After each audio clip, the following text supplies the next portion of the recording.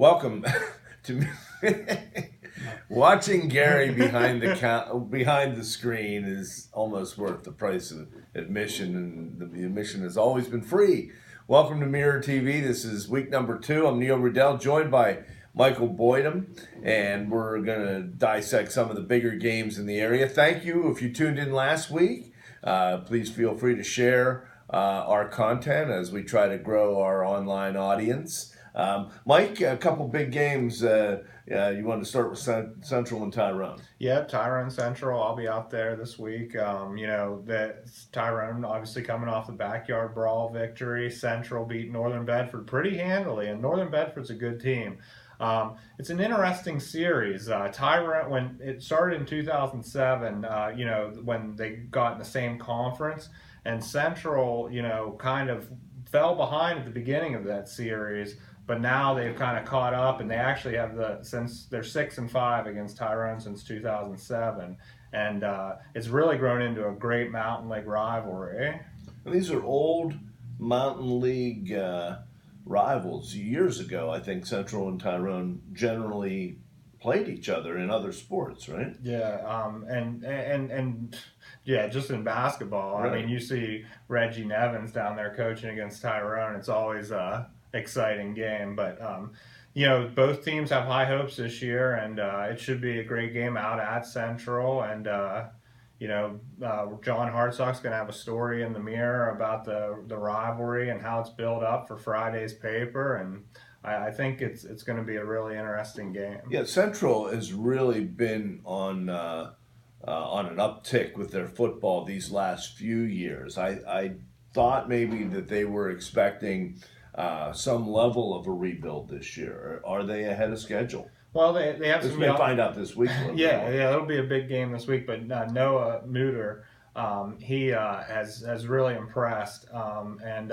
Scott Franco was out at their game the first week, and he came away from it really impressed with Central. So, I mean, we'll have to see how they play against Tyrone that only allowed 7 points to Bellwood, and Bellwood's known for having a prolific offense most years. So it's a big game with Scott Franco. This kid is covering it for sure. But speaking of Franco, hey, what a transition.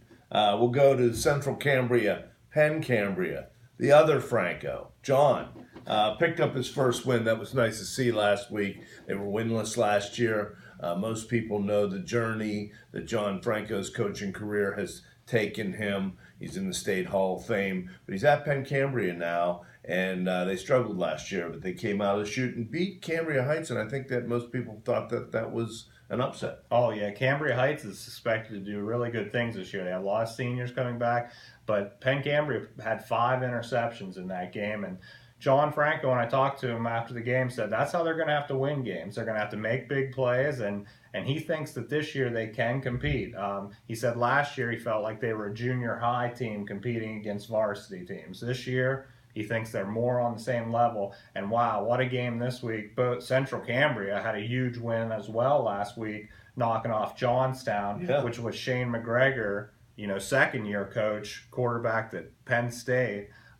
He thinks that could be the win that starts turning their program around.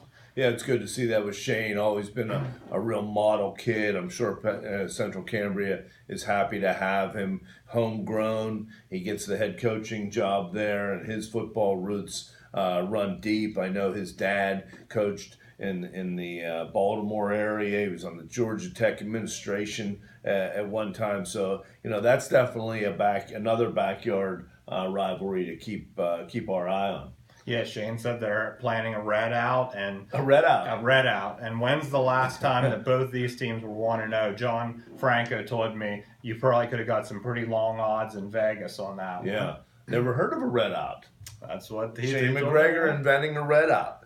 Okay, there was no red out at Altoona. A maroon, maybe there'll be a maroon out this week. They have Williamsport, long-time rivals. Good to see Williamsport back on the schedule. I noticed they haven't played, I think, in about 12 or 13 years. But Altoona opening with Hollidaysburg on a real beautiful night at Mansion Park. Big crowd. Got Williamsport coming to town. Another opportunity. Altoona opens the season with 4 games at home. Yeah. And, though they lost last week, Felix was really happy with how the crowd was. And, he thinks they can carry that over against another rival, Williamsport, this week. Interesting note, Trayson Potts is the Williamsport running back. His father actually rushed for over 300 yards in a game against Altoona in 1989. So there's a connection. Yeah, these schools really go back a long way back. I mean, when Earl Strom was coaching, Tim Montgomery was on Altoona's staff, went to Williamsport, and kind of had their way with Altoona, in the 70s and 80s and whatnot. So these are two old football schools. So hopefully Altoona can make some progress. The game with Hollidaysburg, they made some big plays. They came right out of the chute, went down the field, had some big gains. But then Hollidaysburg really answered, was very impressive.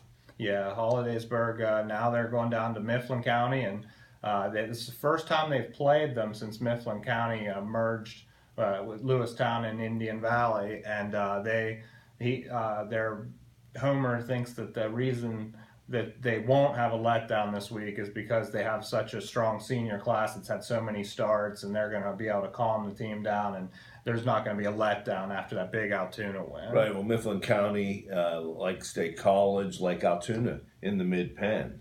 Is Mifflin County still in the Mid-Penn, or do they get out of there? I don't believe. Okay. All right. Well, hey, we don't want to have to edit this over again, so we're going to make some mistakes along the way, and I'll probably make most of them.